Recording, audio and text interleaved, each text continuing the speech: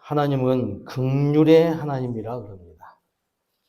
그럼에도 불구하고 그들의 죄악상들을 보고서도 우리 하나님은 놀라운 사랑을 베풀어서 주의 백성들을 구원하시는 그 은혜의 일을 보고 긍휼의 하나님이라 그럽니다. 우리가 보는 요나서의 내용에서는 하나님의 긍휼이 모든 사람들에게 적용이 된다고 말씀합니다. 그래서 하나님 앞에 회개하고 돌아와서 하나님이 기뻐하시는 그런 믿음의 삶을 누리면 충분히 하나님의 구원의 은혜를 본다는 것이죠. 근데 오늘 우리가 이제 보는 내용들은 보면 세상의 모든 것은 하나님의 창조의 은혜 안에서 주님이 통치하신다는 섭리 하나님의 모습을 보여주고 있죠. 사람이나 동물이나 또 식물이나 이 지구상에 있는 모든 하나님의 피조 세계는 다 하나님의 통치의 그 은혜 속에 있다는 것을 알아야 됩니다. 세상 사람들이 그 은혜를 깨닫는다면, 전능하신 하나님이 하시는 일이라 한다면, 그것을 깨닫고 있다면 그에게는 큰 복이겠죠. 그러나 이 땅에 많은 사람들이 오늘 본문 내용에서도 그다 보여준 것처럼 자기들만의 하나님이 다 있어요. 자기들만의 하나님이라는 게 뭐냐? 우리 인간 안에 이미 하나님이 허락하신 하나님이 계시고 하나님과 함께 했다는, 그리고 하나님께 예배하는 이런 종교성이 있다는 거죠. 그걸 통해서 사람들은 분명히 하나님이 계신다는 것을 깨닫고 그 하나님을 경외하고 또 그 하나님만을 찬양해야 되는데, 다들 참 하나님에 대해서 우리는 그 사람들이 모른다는 거예요. 공통적으로 모두가 다 알아야 될 그 하나님에 대하여서 자기들만이 가지고 있는 신관이 있다는 것이죠. 이번 명절을 통해서도 어떻습니까? 우리나라 사람들은 보통 우리 민족이 가지고 있었던 전통적으로 가지고 있는 신관이 있죠. 가장 가까이는 조상신이 있고, 윗대의 어르신들이 세상을 떠나시고 나면 다 그분의 영혼들이 귀신이 돼가지고 신이 된다 이 말이에요. 신이 영적인 존재를 향하여서 이제 귀신으로 부르는 거예요. 지금 말씀을 많이 드렸습니다만은 귀신은 그런 존재가 아니라는 거죠. 그래서 그 조상에 대하여서 신적인 존재로 이렇게 생각하는 거예요. 묘자리 하나만 잘 써도 후손들이 잘 된다고 생각하고, 잘못 쓰면 저주를 받고 엄청난 어려움 속에 봉착하게 된다. 이런 사고방식들을 전통적으로 가지고 왔죠. 근데 제가 봐도 그렇지는 않더라고요. 우리의 4대 조상, 할아버지, 할머니, 묘 이렇게 제가 어렸을 때 다녀봐도 쥐구멍도 있고 뱀구멍도 있고 흘러내린 데도 많은데도 우리 집안이 몰락하고 망하여진 모습이 안 보이잖아요. 그런 일이 어디가 있었던가? 아무리 봐도 없더라고요. 가까이는 저희 할머니 묘도 이렇게 가서 살펴봤더니 어쩔 때는 비에 많이 쓸려가지고 흘러내려요. 그리고 잔디도 잘 안 가꿔주고 그럴 때도 있었어요. 그리고 옆에서 그 묘 안에, 묘 위에 그 덮어지는 봉우리 위에 쪽에서 뭐 가지들이 어디서 날아왔는지 나무 씨앗이 떨어져가지고 나무가 뿌리를 깊게 내려가지고 자라고 있어요. 그것도 뽑지 말래. 뽑으면 안 된다 그랬어. 그러니까 이런 사고 속에서 우리들은 살아왔죠. 가까이는 그렇게 조상신을 섬기는 일에 있었어요. 그게 이제 전통이고 그것이 진짜인 줄 알고. 근데 아니더라고요. 요즘은 화장을 해서 납골당에 이렇게 봉안해 놓는데, 납골당에 계시는 조상들께서 나를 왜 이곳에다가 화장까지 시켜가지고 놔뒀냐 하고 화를 내신 분이 있는가요? 꿈속에서 나타나가지고 내가 네 할아버지다. 나를 이렇게 놔두면 되겠냐? 내 머리는 저 동쪽을 향하게 해놓고 그렇게 해야지. 햇볕이 잘 비추고 마른 땅에다가, 좋은 땅에다가 물도 잘 빠지는 곳에다 놔둬야지. 이게 뭐냐고.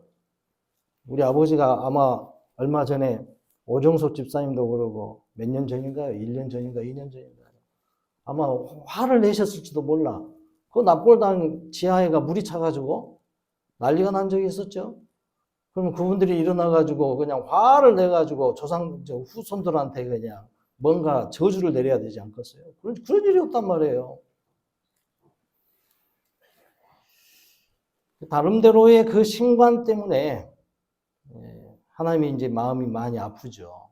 물론 이것이 이제 죄악으로 인해서 하나님과 멀어지게 되면서 하나님과 결별한 인생들에게 나타나는 그런 현상이지만 하나님을 다 잊어버리고 이제 아담 이후로 시간이 지나면 지날수록 그 후손들에게는 하나님에 대해서 다 잊어버렸다는 거예요. 그래도 하나님은 그 백성들을 구원하시고자 긍휼을 베풀어 주신 방법이 그 긍휼의 은혜가 뭐냐? 이렇게 기록된 말씀을 통해서 주시고 이 기록된 말씀이 없을 때에는 또 여러 선지자들을 통해서 보여주면서 하나님을 바로 보여줬다는 거예요. 그리고 구약의 그 하나님이 참 하나님의 모습을 여호와라 그랬습니다. 여호와. 지금 오늘 요나서에서도 그러니까 일반 사람들이 보는 하나님과 니느웨 사람들도 보는 하나님과 요나가 보고 이스라엘 백성들이 보는 하나님하고 다르게 표현을 하고 있잖아요. 다른 일반 모든 사람들은, 이방인들은 하나님, 자기들의 신을 부르고 있어요. 하나님이라고. 그러나 요나와 연결되어지고 이스라엘과 연결되어졌을 때는 여호와 하나님이라고 이렇게 부르고 있어요. 구별을 하죠. 여호와라는 이름을 하나님께서 주시면서 그 이름의 의미를 이렇게 줬죠. 스스로 계신 분이다. 스스로 계신 분이다. 그러니까 여호와의 하나님의 이름이 여호와라기보다는 하나님의 존재 양식이다 이 말이에요. 누군가는 그러더라고요. 이제는 신약 시대니까 여호와라고 부르지 말고 예수라고 불러야 된다고. 아니에요. 오늘날 구원에 대한 그 길을 예수 이름으로 주셨지만 구약의 백성들에게는 여호와라는 이름으로 분명하게 구별을 해준 거예요. 왜? 하나님의 존재 양식이 그렇다는 거예요. 스스로 계신 분이라는 거죠. 그럼 뭐가 구별됩니까?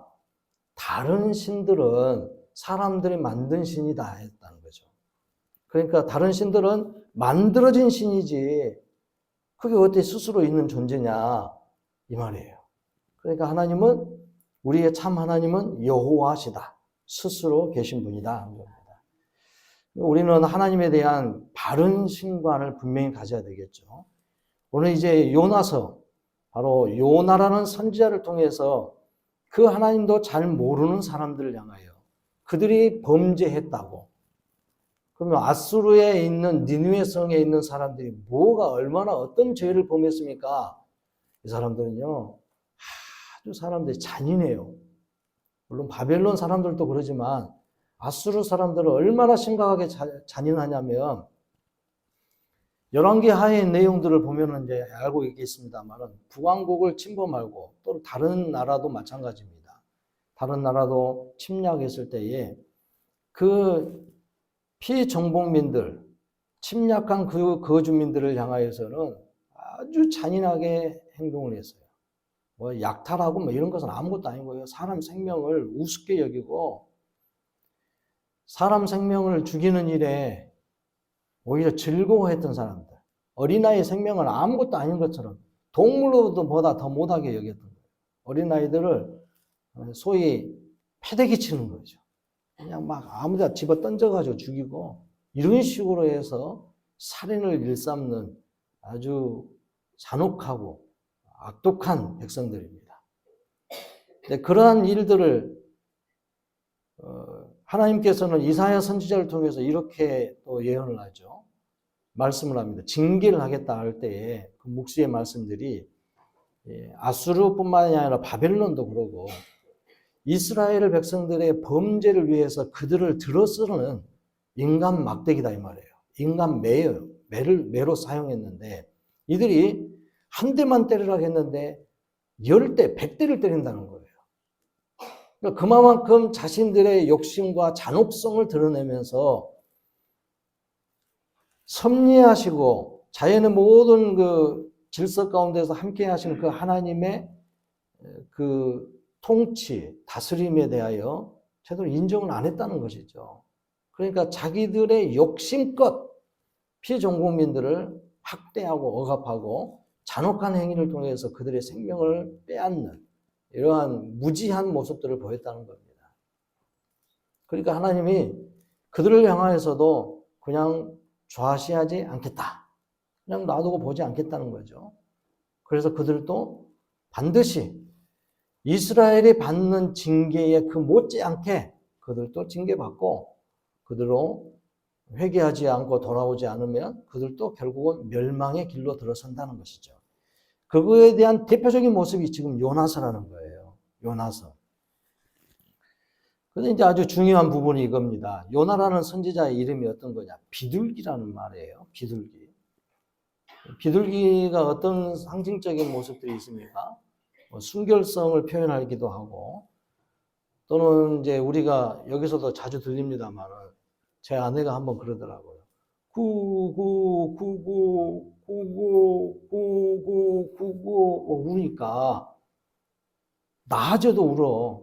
그래서 조금씩 밤샌 줄 알았더니, 도대체 저 울음소리가 뭔 소리냐는 거예요. 저는 좀 오래전부터 알았습니다. 저게 무슨 소리인지. 무슨 소리예요? 네? 여기 동네에 계신 분들 못 듣습니까? 구구, 구구, 못 들으셨어요? 비둘기 우는 소리잖아요. 운다기보다는 비둘기의 노랫소리인지.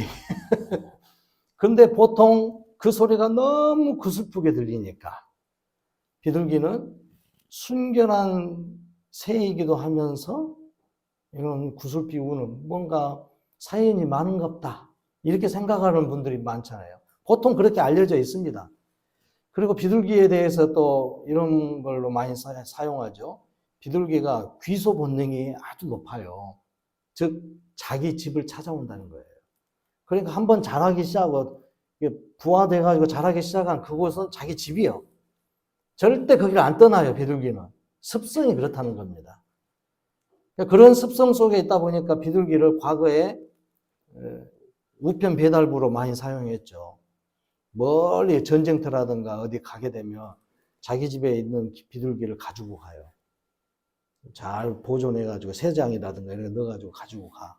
그래가지고 거기서 이 집에 있는 뭐 왕이든지 뭐 정치이든지 누구 자기 집에 사람들이든지 편지를 보내기 위해서 조그만하게 편지를 발목에다가 묶어가지고 보내는 거예요. 그럼 이제 집 찾아오는 거예요, 비둘기가. 그래서 비둘기가 왔는가 보다 하고 확인해가지고, 얘가 왔네? 그런데 발목에가 뭐가 붙어있네? 편지가 붙어있는 거예요. 그래서 보는 거예요. 그래서 비둘기를 그렇게 사용한다는 겁니다. 이런 습성이 있는 비둘기를 통해서 사람들이 많이 여러 가지 일들을 하죠.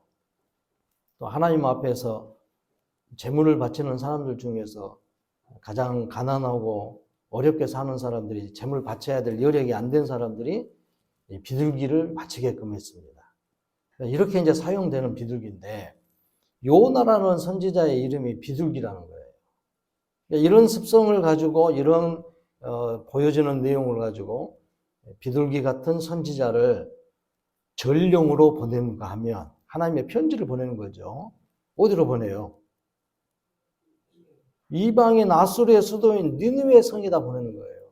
그 당시 이제 니느웨 성이 굉장히 큰 성읍이라는 거죠. 오늘 말씀에서는 뭐 몇 명이나 있다 그랬어요? 12만여 명. 거기에 짐승들과 함께하면 굉장히 많은 수요죠. 근데 사람들만 봐도 12만여 명의 사람들이 이 니느웨 성에서 살고 있다는 거예요. 고대 사회에 12만 명이 한 도시 안에 살고 있다는 거예요. 굉장히 큰 성읍이라는 겁니다. 그 성에 요나라는 순결한 새를 보내는 거예요. 그러니까 요나의 마음에는 그런 마음이 있는 거예요. 아마 자기가 이제 이스라엘 백성이니까 순결하다고 생각했겠죠. 여호와의 선민이다 이 말이에요. 참 하나님이 세상 가운데서 선택한 선민이요. 그러면 선민에게는 이제 어떤 의식이 있어야 돼요? 아브라함에게 하나님께서 선택해가지고 너와 네 후손들을 하나님이 선택한 선민으로 삼겠다고 약속을 하면서 그 아브라함에게 가나안 땅으로 들어오라고 할 때에 아브라함에게 향하여서 세 가지 약속을 하잖아요. 네가 복이 되고 네 후손도 복이 된다. 그리고 너를 통하여서 너의 후손으로 인하여서 어떻게 한다고요? 다른 민족에게도 복이 끼쳐질 것이다. 이렇게 예언했어요. 그러면은 하나님이 약속한 그 내용은 무슨 내용이냐면 이스라엘 백성들도 구원의 은혜를 누리지만 너희들 때문에 너희들로부터 나오는 하나님이 계획한 구원의 메시아가 나와서 모든 세상의 다른 민족들에게도 이 복된 소식을 전하리라 하는 거예요. 그러니까 아브라함과 그 후손들인 이스라엘 백성들에게는 이 사명이 주어져 있는 겁니다. 그러니까 순결하다고 생각했던 요나가 니느웨 성에 보냄을 받았다 할 때에 이 순결함의 선지자인 요나 선지자는 마음속에 무슨 생각이냐면 우리만 구원받을 줄 안다. 이스라엘만 구원받는다고 생각한 거예요. 그러니까 자기 이름을 순결하다고 했겠죠. 그러니까 이게 이스라엘 백성들의 보편적인 생각인 겁니다. 이방 민족들은 지옥의 땔감이 될 수밖에 없는 존재들. 그렇게 해서 이방 사람들에 대하여서는 멸시하고 조롱하고 무시하고 그들은 구원이 없어. 이렇게 생각했던 존재예요. 그러니까 순결하다고 하는 이 요나 선지자를 통해서 하나님께서 명령을 한 거예요. 저 니느웨에 가가지고 메시지를 전달해라. 무슨 메시지인가? 너희들이 회개하지 않고 너희들의 그 잔혹성과 악한 모습들, 피정복민들을 정복하러 침략해가지고 갔을 때에 그들을 악하게 해치고 그들을 수탈하고 약탈하면서 그의 생명들을 함부로 그렇게 해야 하는 악독한 모습들을 버리고 좀 적당히 해라 이 말이에요. 보편적인 하나님의 통치의 은혜 속에서 사람들이 어느 정도는 인간의 생명에 대해서도 존중하면서 해야지 저렇게 잔혹성을 가지고 하냐 이 말이에요. 여러 가지 뿐만이 아니라 여러 가지 죄악상들이 많아요. 자신들의 신들에게 제사를 지낼 때에 자녀를 바친다든가 이것도 아주 악한 거단 말이에요. 다른 신을 섬기는 것도 가증스러운 일인데 그들에게 향하여서 그 하나님의 피조물들을 향하여서 절을 하고 인사하고 또 제물을 바치면서 자신의 자식까지 제물로 바치고 있다는 거예요. 얼마나 악하고 가증스럽습니까? 이러한 것들을 회개하게끔 요나 선지자를 보낸다는 거죠. 근데 요나 선지자가 어땠다고요? 싫어한 거예요. 마음에 안 들어요. 하나님이 명령하신 거 마음에 안 들어요. 선지자는 어떤 존재라겠습니까? 선지자는 하나님이 선택해서 하나님의 말씀을 그대로 가서 전달해야 될 사람들이거든요. 그런 사명을 가진 사람임에도 불구하고 그 일을 안 하겠다는 거예요. 자기 마음에 이 사람은 이 니느웨 사람들은 하나님 앞에 심판받아서 멸망받아야 될 존재들인데 내가 왜 그들에게 향하여서 오늘 말씀에서도 그러죠. 하나님은 자비 하나님이고 긍휼의 하나님인 줄 안다. 그거 보라고 내가 니느웨 사람들한테 가서 전했더니만은 바로 이 사람들이 회개하고 돌아와가지고 하나님의 긍휼의 은혜를 누리고 있잖아요. 기분 나빠요. 저들은 다 죽어야 되는데 저들은 멸망당해야 되는데 내가 왜 그 사람들을 살리기 위해서 가냐 이 말이에요. 그래서 나중에 그렇게 하고 나서도 하나님 원망하잖아요. 내가 여기 온 걸 후회합니다. 저 보십시오. 하나님 저들을 살려준다고요? 너무하신 거 아니냐고요. 우리를 살려주셔야지. 저를 살려주셔야죠. 근데 살려줬잖아요. 요나에게도. 다시스라고 하는 곳으로 가기 위해서 요바에서 배를 타는데 그 배가 얼마 진행이 되지 않은 상태에서 큰 풍랑을 만났어요. 거기 사도행전에서 보면은 바울이 탔을 때 배를 타고 이제 죄수로서 이제 압송당하는 상황이죠. 로마로 압송당하고 있는 상황에서 그 배를 탔는데 선장이 어땠습니까? 바울이 말할 때 선장에게 또 그 백부장에게 말할 때 이거 가다가 풍랑 만날 수 있으니까 잠깐 다른 데 들러가지고 섰다 가시오. 이렇게 말하는데 말 안 듣잖아요. 요나도 지금 그걸 알았는지는 모르겠습니다만은 이 요나가 탄 배의 선장이 그 선원들은 날씨도 좋고 그래 가다 보니 항해를 하고 나가는데 얼마 안 가가지고 갑자기 광풍이 불면서 풍랑이 접어든 거예요. 여기 사람들 깜짝 놀란 거죠. 좋은 날씨고 이럴 일이 없는데 왜 이런 상황이 벌어지지 하고 깜짝 놀란 거예요. 그러니까 그들의 마음속에는 무슨 마음이 들겠어요?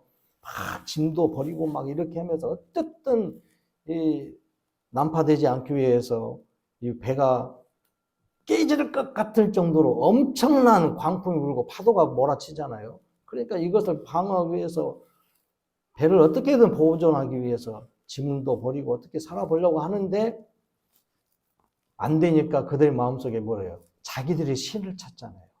누군가가 갑자기 이렇게 광풍이나 풍랑이 일어난 이 일은 누군가가 뭔 죄를 지어가지고 그들의 신이 누군가의 신이 화가 나가지고 이 배를 지금 깨버리려고 하는 거 아니냐 이런 생각이 있다는 거예요. 그러니까 다 이제 나름대로 가지고 있는 신들을 찾는 거예요. 그러다가 선장이 배 밑층에 누워서 자고 있는 요나를 발견하고 너도 좀 제발 너희 신에게 향해서 너희 하나님께 한번 부르짖어 봐라. 요나는 이미 알았어요. 이 풍랑이 도망가는 요나를 향해서 이 풍랑을 보내가지고 하나님께서 풍랑을 통해서 요나를 추격한 거예요. 추적해서 찾아온 겁니다. 그래서 요나를 불러내는 거죠. 요나는 그 사실을 알게 된 거예요. 나로 인하여서 이렇게 됐다. 온 우주의 만물을 주관하시는 하나님, 섭리의 하나님을 여기서 보는 거죠. 그러니까 요나가 섬기고 있었던, 믿고 있었던 그 여호와 하나님이 참 하나님이란 걸 알아요.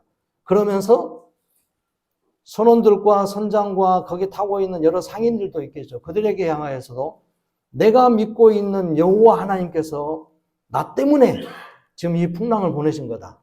그래서 내가 하나님의 말씀에 어떤 명령을 내리셨는데 내가 그걸 거부했더니 하나님을 나를 지금 이렇게 징계하는 거다고. 그러니까 이제 선장도 정말 과연 그런 거냐? 그러면서 뭐라고 합니까? 배를 열심히 짐도 버리고 그러면서 네가 그렇다면 네가 얼른 여기서 이 배에서 내려야 되겠구나 해가지고 육지에 대려고 열심히 육지를 가까이 가려고 하잖아요. 근데 안 되는 거예요. 사람의 힘으로는 안 된다는 거예요. 하나님이 행하시는 일에 대해서 사람이 어떻게 바꿀 수 있겠냐는 거죠. 그래서 그 안 되는 일을 체념하면서 요나가 그러는 거죠. 나를 이 배에서 던져버려라. 자기가 재물 되겠다는 거예요. 여기서 우리는 귀한 내용들을 알아야 됩니다.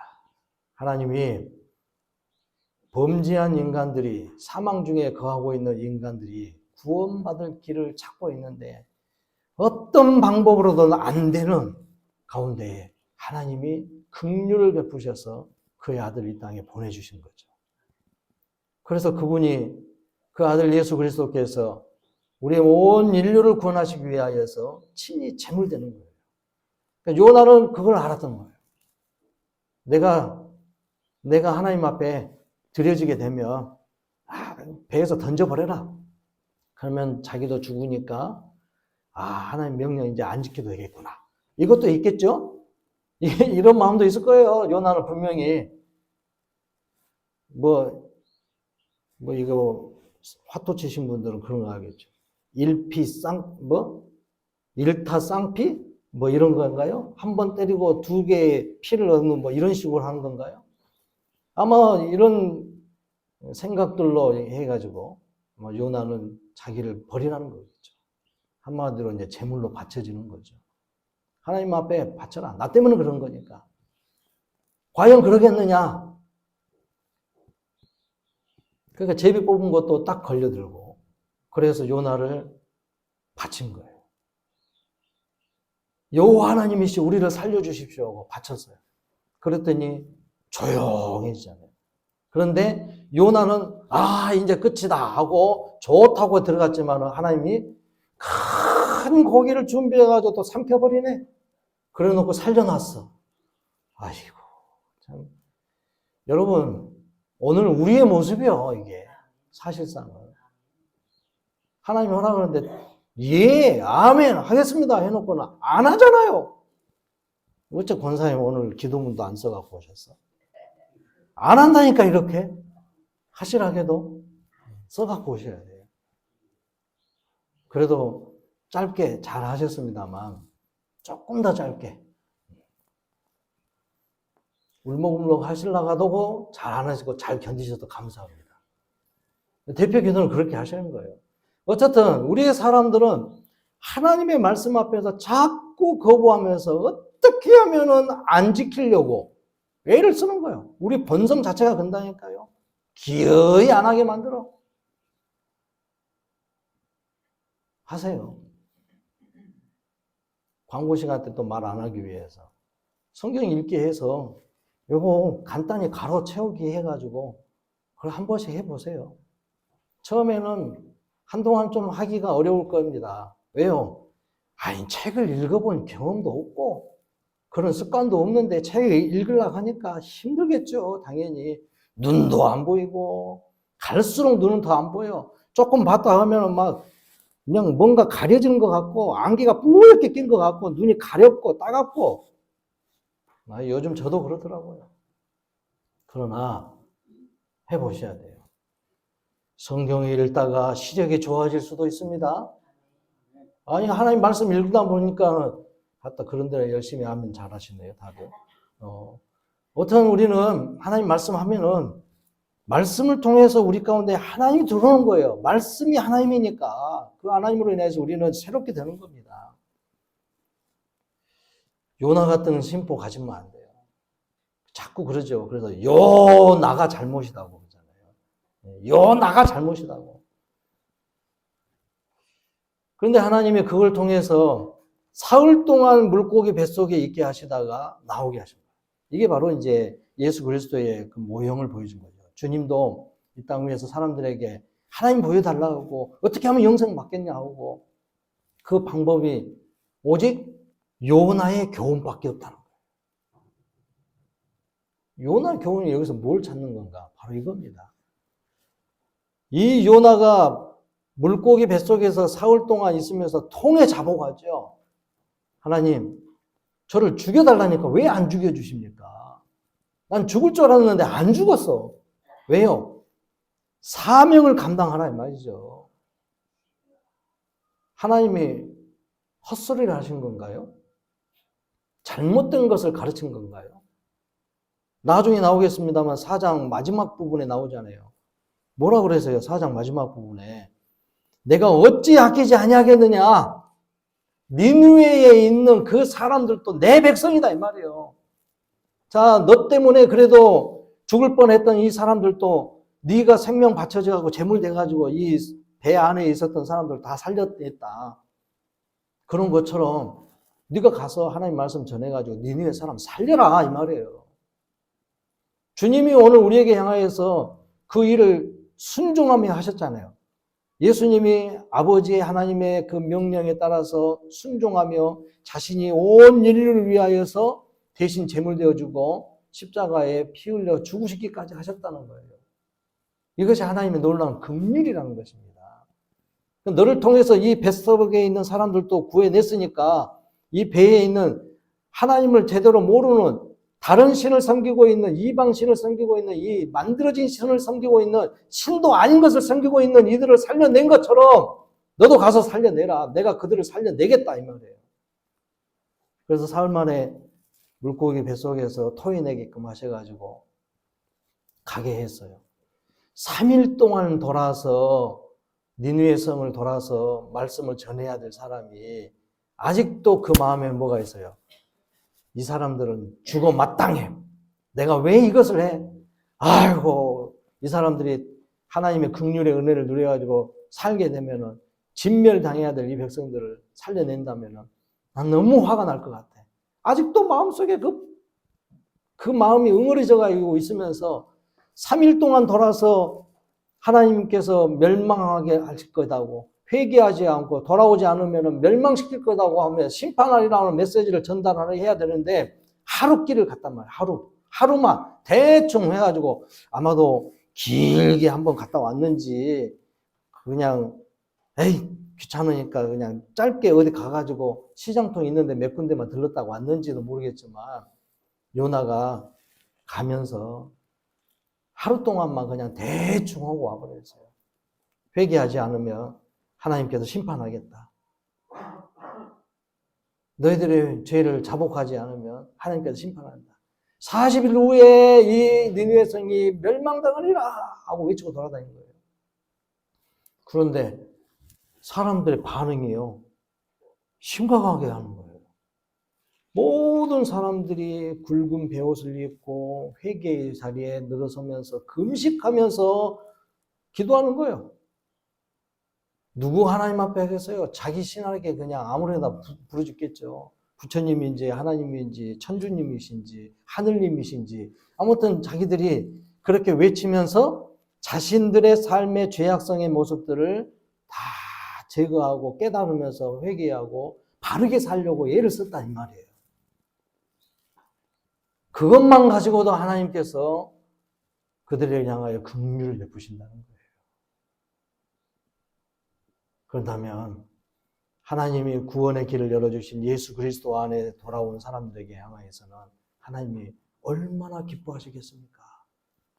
이 하루길을 거쳐서 외쳤던 요나의 그 소리만 듣고도 이들이 회개하고 돌아와서 자신들의 삶을 보살피고 바르게 잡고 정의로운 삶을 살아보려고 애를 썼던 이 모습 가지고도 하나님 기뻐하시는데, 오늘 우리 안에 그리스도 예수 안에서 구원의 은혜를 누리는 그 믿음과 그 은혜를 사모하며 기뻐하는 백성들이 가득하다면 하나님은 얼마나 더 기뻐하시겠냐 말이에요.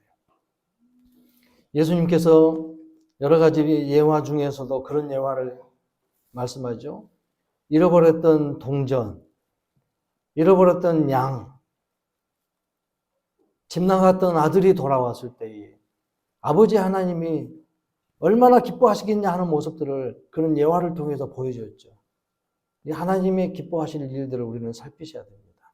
그러니까 새 가족이 오는 사람을 향하여서도 색안경을 끼우고 봐서는 안 되고, 그분이 뭐다요, 뭐하는 사람이다요, 어디서 왔다요, 다 물론 그런 부분들은 요즘 이단 문제 때문에 제가 먼저 다 살핍니다.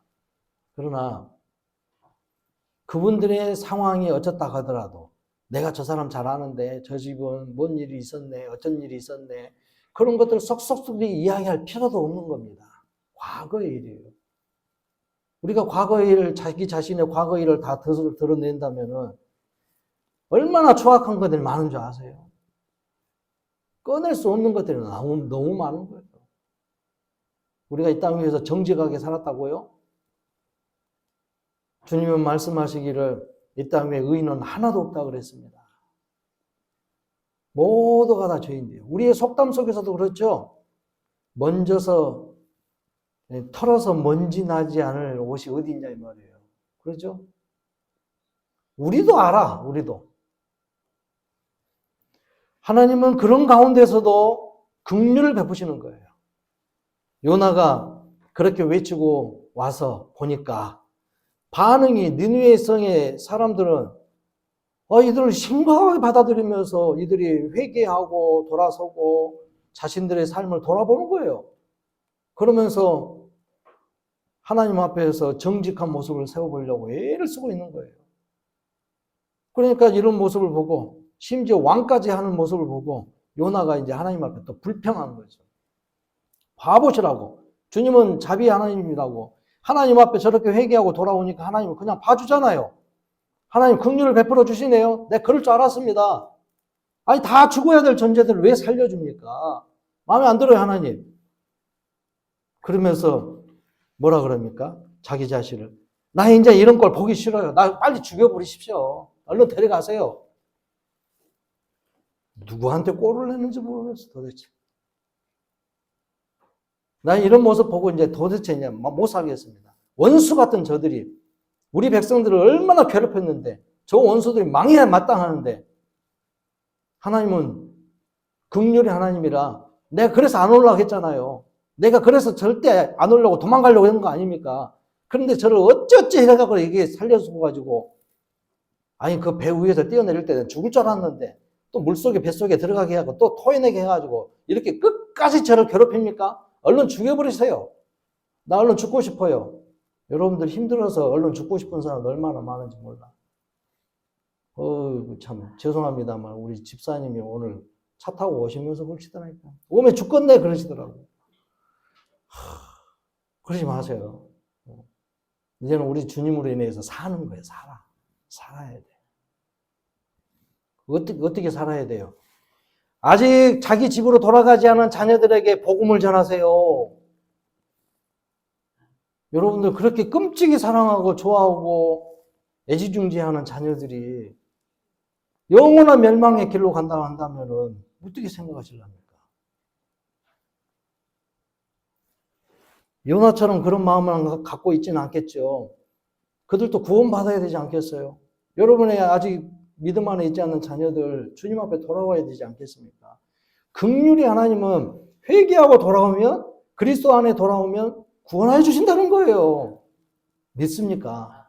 믿으신다면 복음을 전하세요. 오죽이 복음을 받아들이지 않으려고 하는 사람들이 있었으면 주님께서는 뭐라 그랬습니까? 강권하여 내 집을 채우라 그랬어요. 강권하여. 그걸 번역하면 그런다죠. 팔을 삐뚤어서라도 해가지고 데리고 와라는 거예요. 농사 짓는 분들이 소를 쓰는데, 소를 일꾼 삼아 쓰는데, 말을 안 듣는 소를 말 잘 듣게 하려고 어쩐다 그랬어요? 코를 뚫어가지고, 걸어가고 다니잖아요. 코를 뚫어서 다녀요. 그 정도의 열정이 우리에게 있어야 된다는 거죠. 도망가려고 하고 하기 싫어하는 열정과 같은 모습으로 반대로 해야 된다는 열정을 가져야 된다는 거죠. 우리 예수님은 십자가를 짊어질 때에 이 잔을 옮길 수는 없겠습니까? 내가 이 잔을 받지 않으면 안 되겠습니까? 하는 것은 너무 힘든 일이라 그런 거예요. 너무 힘든 일이라. 인간의 육체로는 감당하기 어려운 일이다 이 말이에요. 그러나 아버지의 뜻이니 순종하겠습니다 하고 가시잖아요. 힘들죠. 말해도 안 듣죠. 귀를 막은다니까요. 그리고 요즘은 이제 자녀들이 부모 나이 정도 되니까 이제 부모를 무시하잖아요. 말 안 들으려고 해요. 그만 잔소리 하래. 아무 소리 하지 말라는 거예요. 그러나 그 자녀도 구원받아요. 하나님은 모든 인류를 향하여서 가슴 아파하고 애틋한 마음을 갖고 있고 그들을 어찌하면 구원시키려고 하면서 하나님의 최선이 자신의 아들을 보내주는 최선이었어요. 독생자 아들을 보내주시는 그 최선을 보여주고 독생자 대신 하나님의 아들 예수님은 자신의 몸을 바쳐서까지 자신의 생명을 바쳐서까지 인류를 구원의 길로 인도하신다는 겁니다. 하나님의 긍휼의 그 사랑을 안다면 우리는 요나와 같은 모습으로 서 있어서는 안 된다는 것입니다. 말씀하실 때에 그대로 순종해야 됩니다. 이것이 교회의 한 모토가 돼야 돼요. 머리 대신 예수 그리스도께서 원하신 바의 그 일을 그대로 해야 돼요. 우리는 그의 지체라 한다면. 우리가 딴 몸에 붙어 있다면 모르지만 예수님의 몸에 붙어 있는 지체라 한다면 주님의 말씀 앞에 순종해야 되는 것이죠. 이것이 우리가 해야 될 일입니다. 이번 명절 때 숙제를 다 내드렸는데 여러분 가정 예배 드리셨는가요? 안 되면 혼자서라도 하시라겠잖아요. 근데 인증사진을 한 번도 안 보내오셨더만. 내가 어찌할 것이요? 하나님만 아시겠죠. 그런 믿음의 삶들을 이제 가정에서 보이셔야 돼요. 다 예수 믿으면 복 받는다. 이것 말보다 하나님이 우리를 구원하신다는 영생의 길로 우리의 자녀들에게 복음을 전하고 가족들에게 그 생명의 복음을 전파해서 그들이 다 주님 앞에 돌아오게 해야 되는 겁니다. 여러 가지 방법이 있죠. 기도하면서 전하는 방법이 있고 말씀을 더 심도 있게 연구하면서 기뻐하면서 그 말씀에 순종하면서 복음을 전하는 방법이 있고 자녀들을 그래서 말씀 앞에서 양육하고 내가 신실한 성도로서 변화된 모습들을 가족들에게 보여줘야 됩니다. 이것이 우리에게 먼저 보여줘야 될 신앙의 모범이에요. 요나가 자기가 재물되면서 배에서 뛰어내리겠다고 하고 나를 던져버리라고 할 때에 재물로 바치라고 할 때에 그때 많은 사람들이 참으로 너희가 믿는 하나님 여호와가 진짜 신인가 보다 하고 여호와 하나님에 대하여서 이들도 다 말하고 있잖아요. 여호와께 네가 재물이 돼야 된다고. 여호와 하나님이 누군가를 알게 된 거라. 여호와 하나님이 절대로 너 때문에 이런 일을 벌이고 계시구나 하는 것을 알았다는 거예요. 그래서 여호와 하나님 그들도 여호와 하나님을 찾았어요. 니느웨 성에 있는 사람들도 그러지 않았겠어요? 요나가 누군가를 알았으면 분명히 그들에게도 여호와 하나님 누군가를 알게 된 사람도 있었을 것입니다. 하나님의 구원의 은혜를 이렇게 보십시오. 요나는 그렇게 해서 하나님의 긍휼이 나타나니까 그걸 보고서 오히려 불평하고 있다가 들판으로 나가가지고 사막길에서 혼자 숨어 있으면서 나 이러다가 죽게 놔두십시오. 그랬더니 하나님은 또 박넝쿨을 가지고 그늘지게 만들어 놓고 그늘지니까 이제 또 좋다고 했다가 아이고 그래도 나를 살려주시고 나 그럴 줄 알고 있습니다 하고 고맙습니다 믿습니다 아멘 해놓고는 또 그냥 그 다음날 보니까 박넝쿨이 딱 시들어가지고 없네. 그러니까 이 뜨거운 햇볕을 어떻게 말할까 아이고 이 못된 놈의 박넝쿨 또 그 갉아머리 이 못되면 벌레들 아마 뭘 원망했을까요?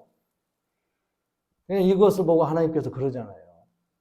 너는 이 박넝쿨 하나도 이렇게 소중히 여기고 그랬는데 있는 거 없는 거 이거 가지고 불평했다가 좋았다가 이러는데 하물며 내 백성을 향한 하나님의 마음은 오직 하겠냐.